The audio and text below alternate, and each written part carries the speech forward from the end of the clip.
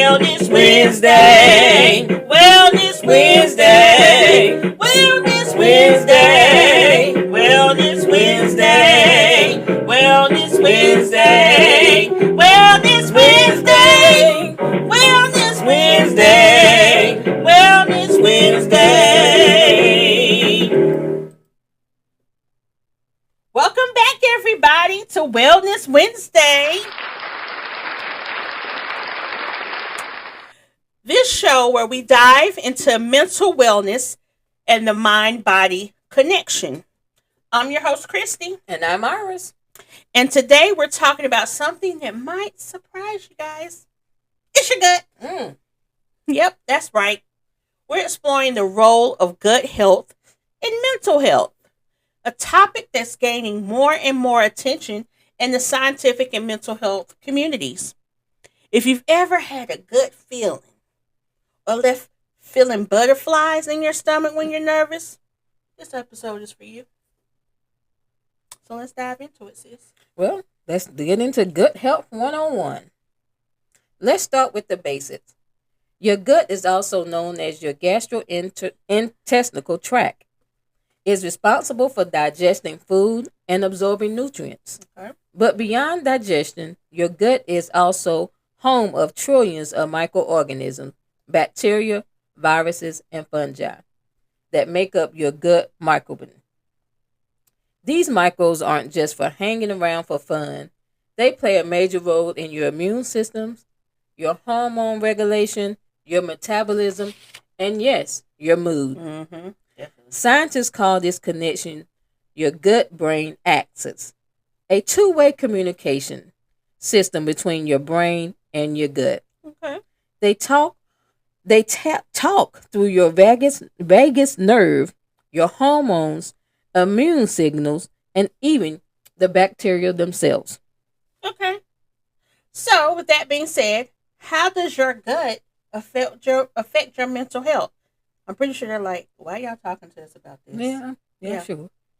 Because we're not doctors. No, at all. At all. But there are key ways that your gut is tied or connects to your mental health. Neurotransmitter production. Your gut actually produces 90% of the body's serotonin. That's the feel-good chemical involved in mood regulation, sleep, and appetite. Right. So when you do things to connect to your serotonin, that should help you with your mood, your sleep, and your appetite. So you want to make sure that you are, those three areas, making sure that you're getting the quality things, putting the quality things in you need to sleep well, to have a good mood, and to make sure that you are eating nutrient things, foods, nutritious. That's the word. Stress, inflammation. When your gut is out of balance, something called dysbiosis can lead to chronic inflammation. Okay. And inflammation has been strongly linked to depression, anxiety, and cognitive issues. Isn't that something? Yeah. How inflammation can lead to depression, anxiety, and cognitive issues. Stress response. A healthy gut helps regulate your body's stress response. Studies show that people with more diverse gut bacteria handle stress better and may be less prone to anxiety disorders. Wow. Stress response. So if you handle stress, if you can find ways to handle stress better, then you will be able to not only minimize, but hopefully eliminate anxiety disorders. That's good. A leaky gut. Ever heard of a leaky gut syndrome? I have. Okay. It's when the intestinal lining becomes damaged and allows harmful substances to leak into the bloodstream. This can trigger immune reactions and contribute to mood swings, fatigue, and even brain fog. A leaky gut can cause all of those issues. Let's see what the research says. Okay. This isn't just a theory. There's solid research behind it. A 2019 review in Nature's Microbiology found that people with depression and anxiety often have less diverse gut bacteria than people without those conditions. Okay. And here's the kicker. When some of these individuals take probiotics or made dietary changes to support their gut health, their mental health symptoms improve.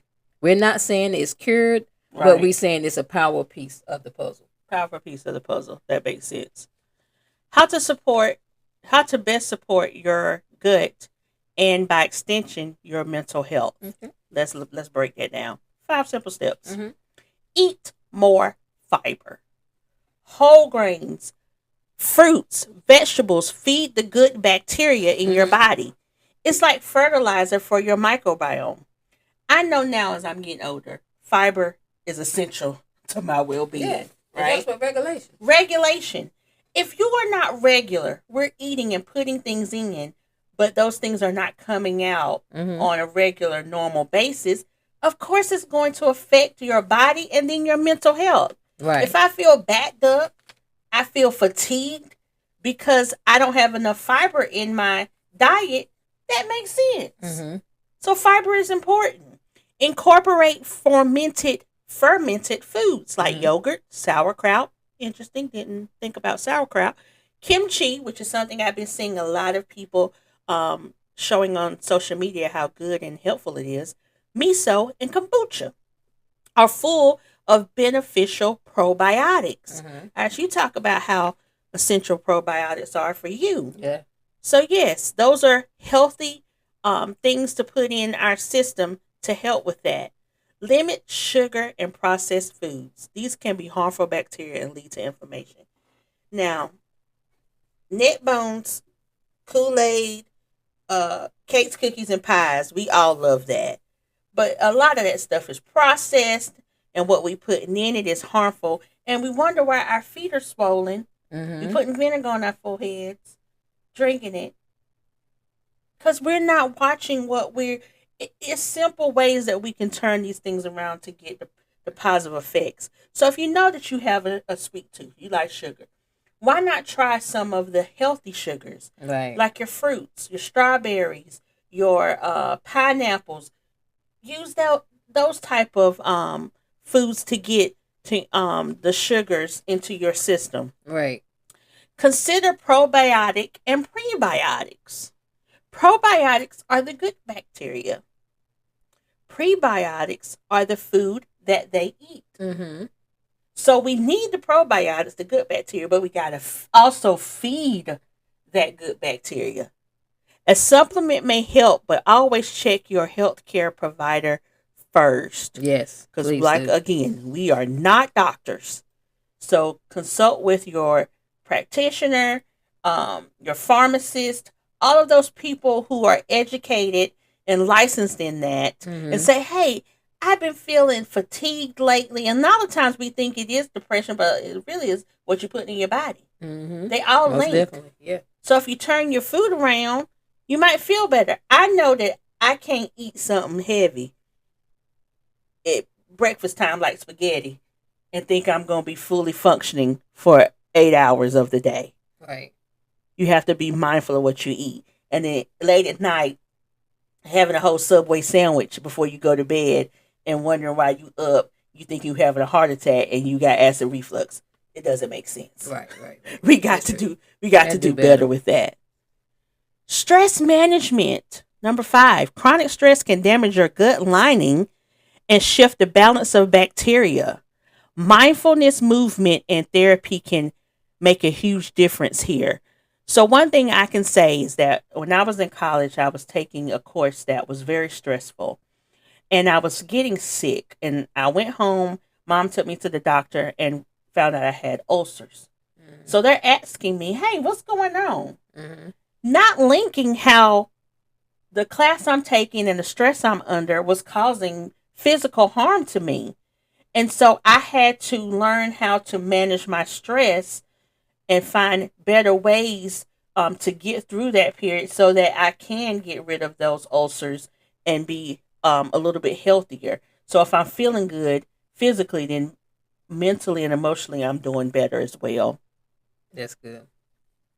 Our bodies are incredible interconnected, and the gut brain connection is one of the clearest examples of that. Taking care of your gut isn't just about avoiding stomach aches, it's about supporting your mood, your energy, and your overall sense of balance. That's good. If you're struggling with anxiety, depression, or brain fog, consider what's happening below the surface. So we have to figure out what's the underlying issue there. And remember, mental health is the whole body health. Yes, it is.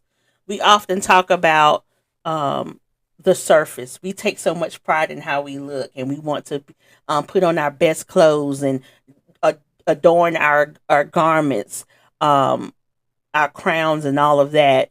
But if we don't ever get to the root of something and go under the surface to look under that glacier, under the depths of what's really going on, our outer exterior means nothing. Right.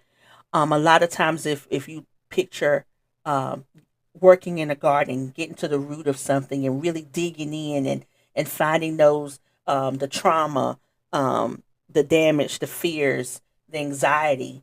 Watch what blossoms above the surface after you've dealt with that and really done the work. How beautiful that plant or that flower will be. So when you do the work internally, it's going to show up externally. So that's something that we really should make That's a good. priority of. So thanks for tuning in today. This was a short one, and we really wanted to touch on how the gut can affect your mental health. So please, if you found this episode useful and helpful, please subscribe and leave a review and share with your friends who could use a little gut check.